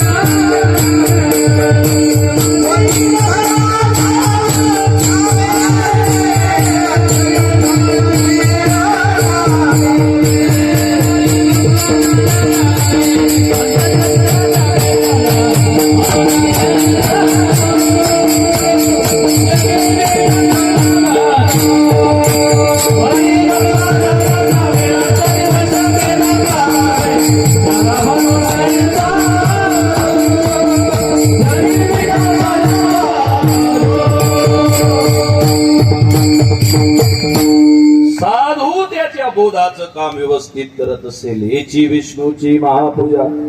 महापूजा. इथं काही तरुण मित्र मंडळी आहेत मागे उभे, काही बसलेले आहेत, काही माझ्या बहिणी बसलेल्या आहेत. ज्याचं वय 22 वर्ष आहे, कॉलेजमध्ये जाते, त्याची देवपूजा कोणती? त्यानं सकाळी उठून मंदिरामध्ये निश्चित गेलं पाहिजे, गेलंच पाहिजे. हिंदू धर्मात जन्माला आलेल्या प्रत्येक बच्चानं देवाचं नाव घेतल्याशिवाय पाण्याचा घोट सुद्धा घेऊ नये, बरोबर आहे. पण त्याची महापूजा कोणती? 11 वाजता तो ज्या कॉलेजमध्ये चालला त्या कॉलेज मधलं ज्ञान ग्रहण करून फाटकी बनियान घालणाऱ्या बापाला 25 लाखाच्या गाडीत फिरवणं, ही त्याची महापूजा. कोणाला पटो अथवा नको पटो, जी मुलगी कॉलेजला चालली त्या पोरीला आपल्या बापाचे दिवस बदलले पाहिजे असं वाटणं, ही तिची महापूजा. आता या महापूजेचं स्वरूप काय झालं? पोट्टे आपल्या पैशानं फिजिक्सचे पुस्तक विकत आणते, पण फिजिक्सच्या 3ऱ्या लेसन मध्ये आयफोन टाकते आणि इकडून ते विचारते, पिल्लू तू गोळी घेतली का? पिल्लू गोळी घेते आणि पुढच्या हप्त्यात तू या जीवही घेते, टेन्शन नको घेऊ. महादेवाची बेलपत्री नाही, बेलाच्या झाडावर मुक्काम ठेवा त्याचा पुढच्या सोमवारलो. महापूजा नाही, महापूजा त्याचं कर्म व्यवस्थित करणं. Work is worship. कार्य हेच त्याची पूजा आहे, काम हेच पूजा आहे. रिकाम्या माणसाला या जगात काही भेटत नाही. नियतीनं, डेस्टिनेशननं, निसर्गानं दिलेलं काम इमानदारीनं करणं. किती इमानदारीनं करणं? भगवंतानं सुद्धा म्हटलं पाहिजे, तुझी ड्युटी इज ब्युटी. तुझं काम हे सौंदर्यवान आहे गड्या. हे केव्हा म्हणे आपण आपलं काम करू. आता काम करणारे वाढले का रिकामे वाढले? रिकामे वाढले. काही काही लोक आता भाषण देऊन राहिले. मुलींच्या बापाच्या अपेक्षा खूपच वाढल्या, त्याच्यामुळे मुलांना ते बैठकीमध्ये बसेल असते. पहिले फुल 2 प्लेट पोहे दाबते, मग काजू कतली दाबते, मग म्हणजे थोडासा बारीक कांदा आणि शेव आणा, सट्ट जेवते आणि मग अशा हात गीत बांधत. मुलींच्या बापांच्या खूपच अपेक्षा वाढल्या. आमच्या गावात पोरं बिना लग्नाचे खूपच अपेक्षा वाढल्यामुळे मुलांचे बंद करतोय भाषण. पोरीच्या बापाच्या अपेक्षा वाढल्या म्हणून पोरं बिना लग्नाचे नाहीत राहून राहिले. त्या पोरीनं त्या पोरासोबत लग्न करावं अशा लायकीचे लेकरं नाहीत म्हणून बिना लग्नाचे राहतात. आता कीर्तन माझं बाकी आहे थोडस 15-20 मिनिटं. माझं कीर्तन संपल्यावर सगळेचे बायोडाटे जमा करा, म्हणजे ज्याचे व्हायचे राहिले त्याचे. जाताना गाडीमध्ये माझ्या बायोडाटे द्या. 3 दिवसात लग्न जोडतो. इथं 200 असो बिना लग्नाचे का 400 असो, फक्त 3 क्वालिटी पाहिजेत आपल्याला. Quality number 1 100% निर्व्यसनी. आहे का पोट्टा? पोट्टा समजते ना तुम्हाला? का रशियात आलो मी कीर्तन करायला? विठा 100% निर्व्यसनी आहे का पोरगा? त्याच्या आता हातापायाच्या काळ्या, छातीच्या पदरवाळ्या, काही काही जणांचे तंबाखू खाऊ गाल अंदर चालले. 84 दिवसापासून फिरून राहिलो मी. पण फेसबुक पाहून घ्या, काश्मीरचं याप्पलच बिना पावडर. हे अभिमान नाही. जो निर्व्यसनी राहतो त्याचा चेहरा सांगतो मला, आणि जो पुड्या खातो त्याचा चेहरा सांगतो. काही काही जणांचे गाल अंदर चालले.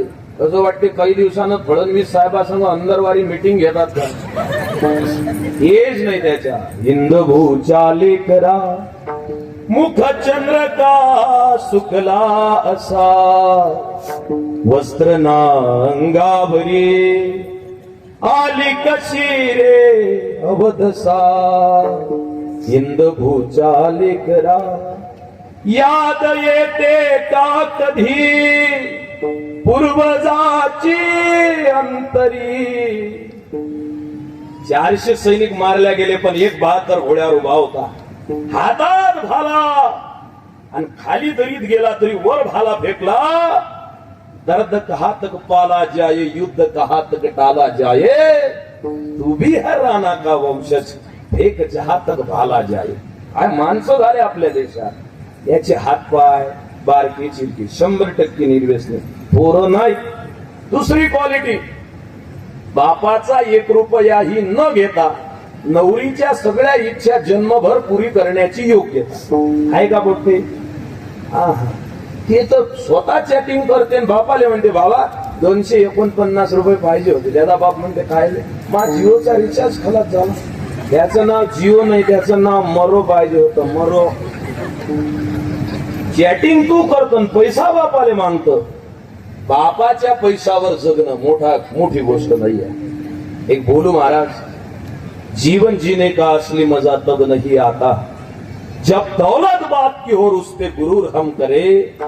जीवन जीने की असली मजा तो तब आती है जब दौलत अपनी हो और उस पे गुरूर अपना बुड्ढा बाप करे. बाप असा बस स्टँड वर उभा राहायला पाहिजे आणि बापानं सांगितलं पाहिजे लोकांचे महिने भरले रे, पण 25 लाखाच्या गाडीतून खाली उतरला तो भूमिहीन माणसाचा पोरगा आहे. त्याला जगणं म्हणतात. वाघ पिंजऱ्यात ठेवला तर मांस भक्षण करण्याच्या आधी शिकार करणं विसरून जातो. तसं लेकरं कष्टाशिवाय ठेवले काम हेच देवपूजा आहे. त्याला जर शिकवलं नाही, तुमच्या कपई कांदे येणार आहे. माता भगिनी विशेषतः तुमची माझी भेट होणार नाही. पुन्हा सांगून टाकतो आज, मंत्र ध्यानात ठेव जा. आपल्या पोराले कोणत्या दिवशी म्हणायचं नाही तू लय लोळ झाला. 80 किलोचे पोट्टे आहेत तुमचे, तरी तुम्ही त्याला काजूचे लाडू खाऊ घालता.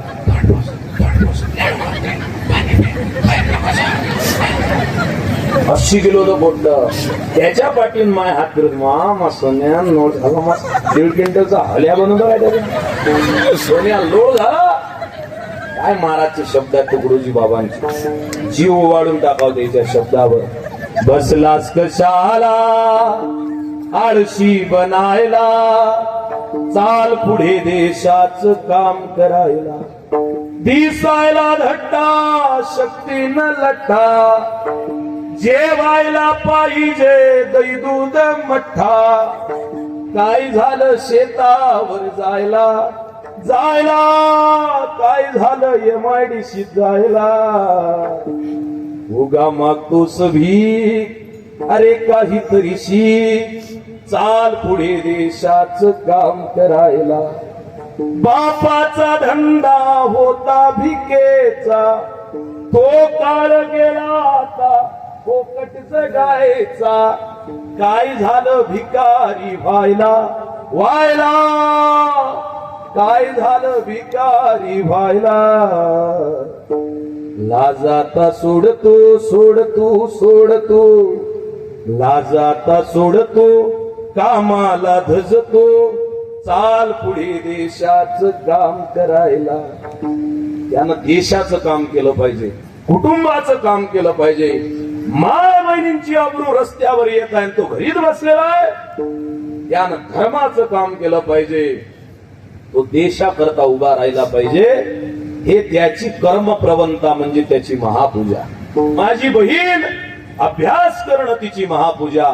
असे सगळ्यांचे सगळे काम करणं हेची विष्णूची महापूजा. महाराज समजलं आम्हाला. पण तो विष्णूची महापूजा करतो, स्वतःच काम नीट करतो. पानपोई लावतो, लोक पाणी प्यायला आले पाहिजे मे महिन्यात म्हणून. पण पाण्याचा ग्लास जर कोण उष्टा ठेवला तर त्याच्या माय बहिणीचा उद्धार करतो. 5 मिनिटं नॉनस्टॉप शिव्या देतो. त्याच्या पुढे माणूस पडला मोटरसायकल वरून तर उचलेले जात नाही, म्हणते हे दारू फिरतात, असेच मेले पाहिजे हराम मोतीनं. महाराज त्याच्याबद्दल तुमचं काय म्हणणं आहे? जगद्गुरु तुकाराम महाराज म्हणाले, जो पूजा करतो पण हृदयामध्ये त्याच्या संवेदना जिवंत नाही, तो विष्णूच्या महापूजेचा योग्य साधक नाही. तिसऱ्या चरणात सत्य बोले मुखे, सत्य बोले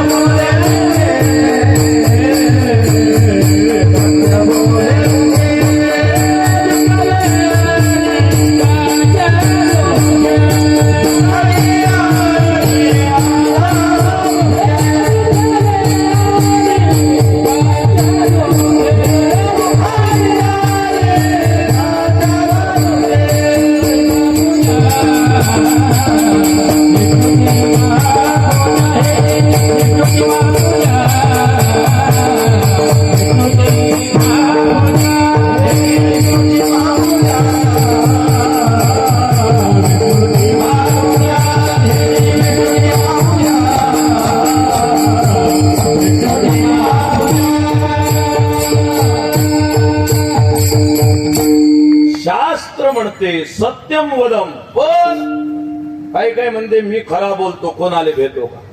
पण त्याच्या खरं बोलण्यामध्ये जर दुसऱ्यांच्या दुःखाची जाणीव नसेल, दुसऱ्याचं दुःख पाहून जर त्याला दुःख होत नसेल, जसं सत्यम वदम आहे तसं प्रियम वदम. प्रिय असणार बोल, चांगलं बोला. घरामध्ये भांडणं कशामुळे? अप्रिय बोलण्यामुळे. देशामध्ये भांडणं कशामुळे? अप्रिय बोलण्यामुळे. 26 दिवसापेक्षा जास्त दिवस झाले युद्ध चालू आहे. कोणाचं? जानराव रामराव. युद्ध कोणाचं चालू आहे? Iraq America. युद्ध काय ना झालं? मला एक जण म्हणे तेला जाणं झालं. म्हटलं जाणारे तो तेलाले सोयाबीन वाले, तेला जाणं नाही झालं. कोणी म्हणते युद्ध ते मधातून समुद्रात रस्ता. युद्ध होण्याचं एकच कारण, इकडून मीडियाला एक राष्ट्राध्यक्ष टिप्पणी देते, तिकडून तो त्याच्यापेक्षा जैरी टिप्पणी देते. घरामध्ये वाद. सोपं बोलू, घरातले अर्धे बुडे 25% बुडे उपाशी झोपतात रोज. तुमचं काय मत आहे? झोपतात. बरोबर आहे. का झोपतात? घरात भाजी नाही म्हणून नाही, घरात पोळ्या नाहीत म्हणून नाही. त्याचं झोपाशी झोपण्याचं एकच कारण, त्याच्या जमान्यात कॅटली होती 1/2 किलो तेलाची, लाईनी पोळी त्याच्यात. बुडी एका पोळीत 3-3 वेळच्या भाज्या कर. आता हिचा नवराच 15 किलोचा डब्बा आणते डीमार्ट मधून. मग ते तेल शिल्लक टाकते 3-4 चमचे. 3 कळईत तेल टाकलं की बुडा बैठकीत मध्ये मा बुडी सारखी जमते काय भाजी? माई बुडी 3-3 वेळची भाजी गुटलं भर तेलात करे. हा आवाज स्वयंपाक खोलीतल्या सुनीनं ऐकला ते म्हणते बर बुड्या संध्याकाळी तुला निरंकार एकादशी देते. चिंताच करू नको. म्हाताऱ्यानं जर म्हटलं माझी सुनबाई नवीन वळणामध्ये तेल जास्त वापरते, पण म्हातारीच्या भाजीमध्ये जे चव होती त्याच्यापेक्षा तेलासारखी तुझ्या भाजीतही चव जास्त आहे. गरम भेंडीची भाजी वाढते ते, नाही तर पुढ्यालेच फोडणी देते ते संध्याकाळी. चांगलं बोला ना. पती पत्नीमध्ये भांडणं कशामुळे? हे कीर्तनात सांगितलं पाहिजे. काही काही जण कीर्तन झाल्यावर आम्हाला भेटतात, महाराज मस्त होतं तुमचं कीर्तन, पण ते संस्कृतचे मंत्र गिंत्र नाही सांगितले. म्हटलं पिढ्या वळणं बंद केल्या का? पहिले ते सांग. जीवनाचे आयुष्यात परिवर्तन करण्याचे मंत्र या व्यासपीठावर सांगण्याची गरज आहे. पती पत्नीचे 86% भांडणं आहेत कोर्टामध्ये. 4-4 लाख हुंडा देणं चालू आहे, 15-15 लाखाचं सोनं करणं चालू आहे. तरी पोरगी 3 महिने त्याच्या घरी राहते आणि वापस येते. कोण? एक शब्द बोलला नवरा सहन नाही झालं, सासरा एक शब्द बोलला सुनेला सहन नाही झालं. दोघांमध्ये परस्पर बोलण्याची भाषा सत्य बोले मुखे आहे, पण दुखवी अनेकांच्या दुखे नाही ना. गोड बोलणं, सत्य बोलणं, प्रिय बोलणं हे ज्याच्या वाणीत आहे. साथाने मवाळा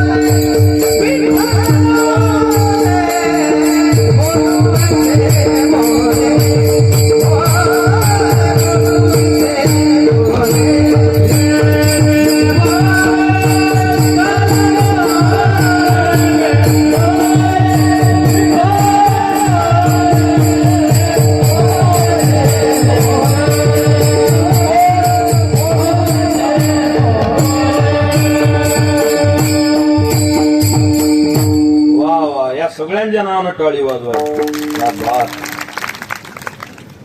हे सगळे सुंदर मंडळी यांचं अभंग म्हणणं हे सुद्धा बोलणं आहे. असं बोला, ऐकावं वाटलं पाहिजे. एक प्रमाण झालं, दुसरं ते ऐकावं वाटलं पाहिजे. आपलं बोलणं जेवढं सत्य आहे आपल्या बोलण्यात तेवढा गोडवा पाहिजे. सगळ्या समस्या मिटतील, सगळ्या समस्या मिटतील. फक्त बोलण्यामध्ये सुधारणा करा. सगळ्याचे किराणा दुकान आहे, पण मारवाडी माणसाच्या किराणा दुकानावर 40 लोक शिल्लक का जातात? कारण जो 1 नंबरचा पैदल छाप आहे त्याला तो म्हणतो शेठजी आइए आइए बैठिए शेठजी, इसले का हिसाब अच्छा कर देते तो अच्छा रहता. त्याला माहित आहे याच्या अंगावर 5 रुपये शेकड्याचे पैसे आहेत तरी शेठजी म्हणते. गोड बोलून व्यवहार करते. त्याच्या गोड बोलण्यामध्ये, माधुर्यामध्ये काय ताकद आहे? आता जे प्रमाण दिलं महाराजांनी अत्यंत सुंदर ज्ञानेश्वरी मधली ओवी, ती माऊली म्हणतात माझे शब्द साच आणि मवाळ आहे, मितुले आणि रसाळ आहे, म्हणून ते अमृताचे कल्लोळ बनले पाहिजे हा माझा प्रयत्न आहे. ते झाले तर काय होते? याची ओवी लिहिली ज्ञानेश्वरी. आहा रुक्मिणी कांता आज उजवली वक्तृत्वता हा एवढा श्रोता मेळविलासे म्हणून सत्य बोले मुखे दुखवे अनेकांच्या दुखे. सगळ्यात मोठी गोष्ट गाडी प्रत्येकाजवळ झाली आजकाल टू व्हीलर, पण आपल्या गाडीवर कोणाला तरी बसून न्यावं ही भावना निघून गेलेली आहे. सगळ्यात मोठी गोष्ट प्रत्येक माणसाच्या घरी सुख दुःखाचे प्रसंग येत आहेत, पण एक दुःखात असला की दुसऱ्याला प्रसन्नता वाटते. अरे त्याला जमला बजेट. हे सगळ्यात मोठा प्रॉब्लेम आहे. पूर्वी शेजारचा माणूस आजारी पडला तर हा फोन करत होता, दादा तुम्ही शांततेत या, माझ्या बहिणीला मी दवाखान्यात नेतो. सिटी 100 गाड्या होत्या, स्प्लेंडर प्लस गाड्या होत्या. मी का 92 वर्षाचा फुटगा हो का, 31 वर्षाचा पोट्टा हो मी पाहिलं 10 वर्षाच्या आधी टू व्हीलर गाड्या कमी होत्या, पण प्रत्येक माणूस शेजारी पाजारी जर रस्त्यानं दिसला, अरे पैदल गाडी झाले बघा, आपण जाऊ देवरी फाट्यापर्यंत गोष्टी माष्टी करत करत. आज प्रत्येक शेजाऱ्याजवळ नाही, प्रत्येक घरातल्या एका माणसाजवळ टू व्हीलर आहे. पण त्याला एखाद्यानं म्हटलं का तुमच्या गाडीवर बसतो, येतो जरा चौकट्या, नाही मी इकडून पुन्हा मार्गे तिकडे मरजो, तू 2 खेळ फाट्यावर वापस नको इकडे. गाडी आले का, पण कोणाला बसून घ्यायला तयार नाही. सगळे माणसं संपत्ती वाढवण्यामध्ये लागलेले आहेत. एका कीर्तनकाराला खतरनाक कीर्तन करायचं आहे, पण कशासाठी? भगवंताला आनंद वाटावा म्हणून नाही, साऱ्या महाराष्ट्रात मीच बादशाह हे दाखवायचं. एका गायकाला आलाप घ्यायचा आहे, पण कशासाठी? जेने बोले विठ्ठल डोले. माझ्या आलापामध्ये माझ्या गायनामध्ये बसलेल्या श्रोत्यांना वाटलं पाहिजे याच्यासारखा गायक नाही. सगळेच्या सगळे याच्यामध्ये लागलेले आहे. या छोट्याशा लेकराचं एक वाक्य आहे का, 3 गोष्टी जीवनातल्या दूर करा, ईर्ष्या, तुलना आणि द्वेष. ह्या 3 गोष्टी जर तुम्ही दूर केल्या, तुमच्यासारखा सुखी महात्मा कोणी नसेल, तुमच्यासारखा सुखी माणूस कोणी नसेल. तुलना करून जा. अरे बाबा, माशाला पाण्यात पोहता येते पण झाडावर नाही चढता येत. खारुताईला झाडावर चढता येते पण शिकार नाही करता येत. वाघ शिकार करते पण साखर नाही असता येत मातीतला त्याला. ज्या मुंगीला मातीतली साखर उचलता येते, तिला मावताच्या खाली बसून त्या मावताला पाठीवर नाही घेता येत. सगळ्याची योग्यता आहे, सगळेच जीवन आहे, सगळ्यांचं कार्य आहे. कोणासोबत तुलना करू नका, द्वेष करू नका, ईर्ष्या करू नका. दुखवी अनेकांच्या दुखी. दुसऱ्याला दुःख झालं तर आपल्याला दुःख झालं पाहिजे. वाचलेली ऐकलेली माणसे गेली कुठे, पुस्तकातून पाहिलेली माणसे कुठे गेली?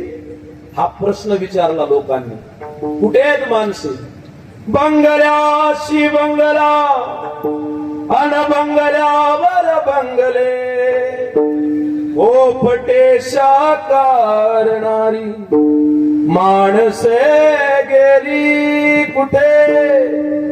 ही अचानक माणसांची माकडे झाली कशी, पुस्तकातून पाहिलेली माणसाच्या चेहऱ्याची माणसे गेली कुठे? सगळ्या जणांची आकृती, कान, नाक, डोळ्याची भात पाय, पण माणूस तत्व त्याच्यामधलं कुठेतरी गहाळ झालेला आहे. हे येण्याकरता सत्संग, भागवत, कीर्तन, भजन, संकीर्तन. भजन करा विडोप्पा.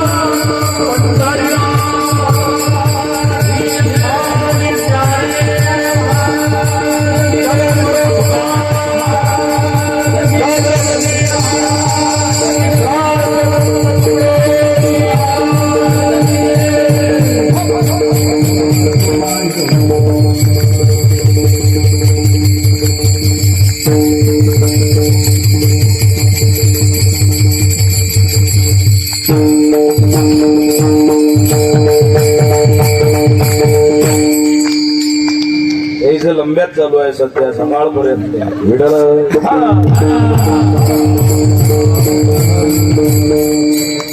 सत्य बोली मुखी दुखवी आणि कांच्या दुखी.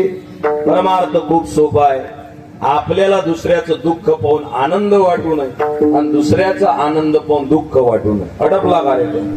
दुसऱ्याला सुख झालं तर आपल्याला दुःख होऊ नये आणि दुसऱ्याला दुःख झालं तर आपल्याला सुख होऊ नये, याच्या करता हे सगळं आहे. जे माणसं देवपूजा करताना दिसत नाहीत पण कर्म इमानदारीनं करतात. मला खूप आनंद झाला इथं आलो तर. नगरसेवक आहेत आमचे अचलदादा बेलसरे, पण काय बोलण्याची पद्धत आहे. 8:22 पोहोचलो मी इथं. 8:30 वाजताला 2-4-5 मिनिटं बाकी असतील. फेटा बांधला आणि इकडे आलो. गावागावात आम्हाला असे सासरे भेटते. कुठं आले महाराज, एवढ्या उशिरा आलो मी, पण अचलदादांचा स्वर. बरोबर ठीक आहे. माझ्याकडे तर नाहीच म्हणा ते हलो आलो हे सगळं आमचे गावंडे दादा. ते मोबाईलची झंझटच नाही ठेवली. तुम्हीच फॉलो करा आणि तुम्हीच अनफॉलो करा. हे बोलले, यांनी मला स्पीकर ऑन करून दाखवला. महाराज हे पहा वेगळे नगरसेवक. आता हे आम्हाला रोजच भेटतात नगरसेवक आणि आमदार आणि माजी आमदार.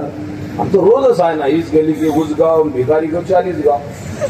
उद्या सकाळी नागपुरात आहो मी. सकाळी गोपाल घाल्याचा आणि रात्री डबल संमेलन आहे. परवाच्या दिवशी डबल सकाळ दुपार संध्याकाळ 3 आहे.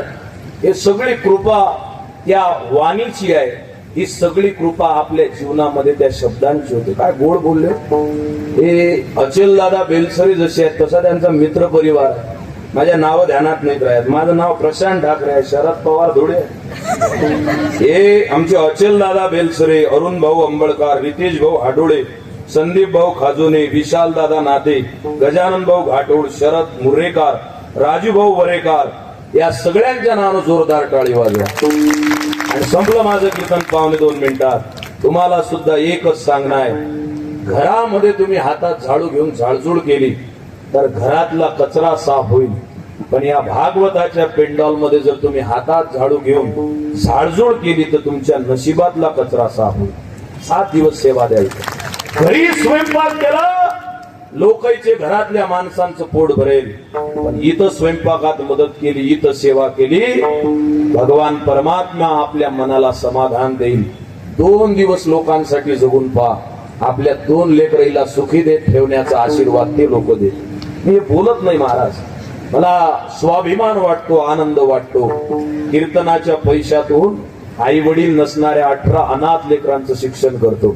पायात घालायच्या चपलेपासून डोक्यावर लावायच्या टोपीपर्यंत मोफत academic and non academic education. कधी रिकाम पण झालं तर या अकोल्याला मलकापूर एरियात समीक्षा कॉन्व्हेंटच्या पुढे राष्ट्रसंत तुकडोजी महाराज कीर्तन विद्यालय.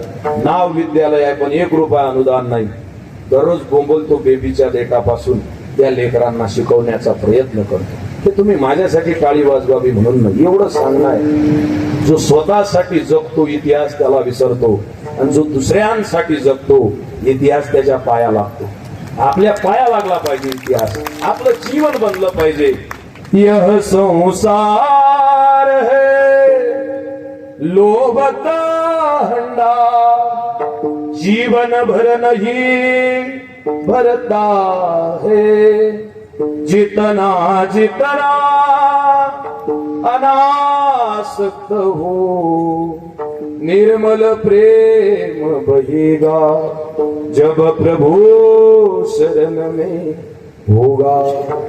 मैं और मेरा भेद छोड़कर सब तेरा जो कहता है।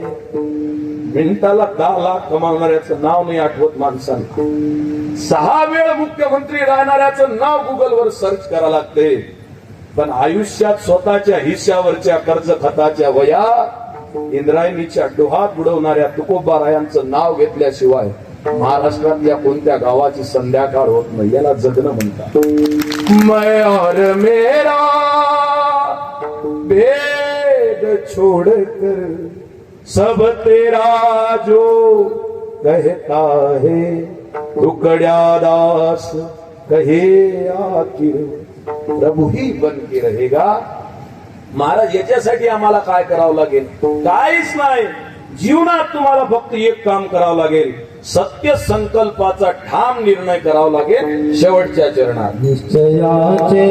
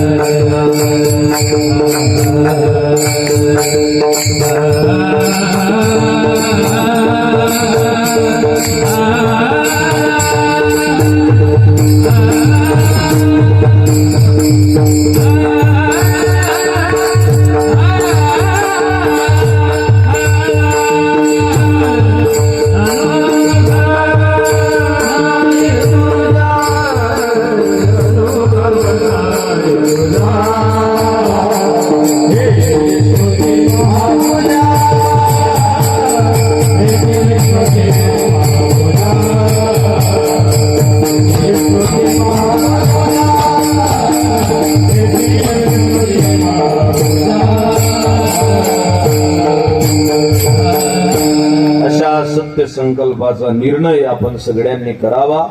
निश्चयाचे बळ तुका म्हणे तेची खोड. आपला निश्चय पक्का झाला. या सगळ्या वरच्या अभंगाच्या संदर्भात आपल्याला त्याच महापूजेचं फळ मिळेल किंवा आपला निश्चय हेच आपलं फळ आहे असा अभंगाचा माझ्या अल्पबुद्धीप्रमाणे मतितार्थ लावला. गावामधले परगावची अनेक मंडळी या ठिकाणी उपस्थित झाले. बऱ्याच लोकांचे चेहरे माझ्या परिचयाचे आहेत. सावरगाव वरून आमची काही मंडळी आली. कोंड्यावरून आमचे प्रसाद दादा कुलट आणि राजदादा कुलट. आमचे राजदादा अत्यंत चांगले सामाजिक कार्यकर्ते. आमचे प्रसाद भाऊ नेहमी आमच्या प्रत्येक उपक्रमामध्ये सहभागी. हे गाव परगावची मंडळी आपल्या नगरीमधले अत्यंत सुंदर प्रबोधनकार प्रवचनकार जे वेदांत महाराज माकोडे सुद्धा या कीर्तनाकरता आवर्जून उपस्थित आहेत. आपली या टाळकरी मंडळी गायनाचार्य मंडळी या नगरीमधले आमचे सर्व जीवस्य जीवलग सगळ्यांनाच धन्यवाद. विशेषतः तुमचे अचल दादा बेलसरे यांच्यामुळे आमच्या प्रसाद भाऊंनी संपर्क केला आणि सेवेचा योग आला. अचल भाऊ करता एकदा जोरदार टाळी वाजवा. आम्ही अनेक लोक पाहतो पण मोठं झाल्यावर जो विनम्र असतो तो मोठा असतो. जो मोठा झाल्यावर ताठ होतो त्याचा लवकर कार्यक्रम होतो. फार विनम्र व्यक्तिमत्व त्यांचा सगळा मित्र परिवार. एवढं सुंदर कार्यक्रमाचं आयोजन आहे. अत्यंत सुंदर. आपल्या या संपूर्ण नगरीच्या मंडळींना धन्यवाद. मृदंगाचार्य गायनाचार्य विनेकरी भालदार चोपदार अदृश्य रूपात होते मला दिसले नाही. ज्यांना ज्ञानाची दृष्टी आहे त्यांनाच दिसतात. सगळे ज्यांनी आयोजनामध्ये हातभार लावला त्या सगळ्या मंडळींना खूप खूप धन्यवाद. माता भगिनी पुरुष मंडळी आपल्या सगळ्यांना धन्यवाद. सगळ्यांचं नाव घेता येणार नाही कारण हा कीर्तनाचा कार्यक्रम आहे. हा काही हळदी कुंकवाचा कार्यक्रम आहे. सगळ्यांना खूप खूप धन्यवाद. या मंडळींना आपण सगळ्या मायबापांनी माझी सेवा गोड करून घेतली. आपल्या सर्वांच्या चरणी नतमस्तक होतो आणि सेवेला विराम देतो. ज्ञानेश्वर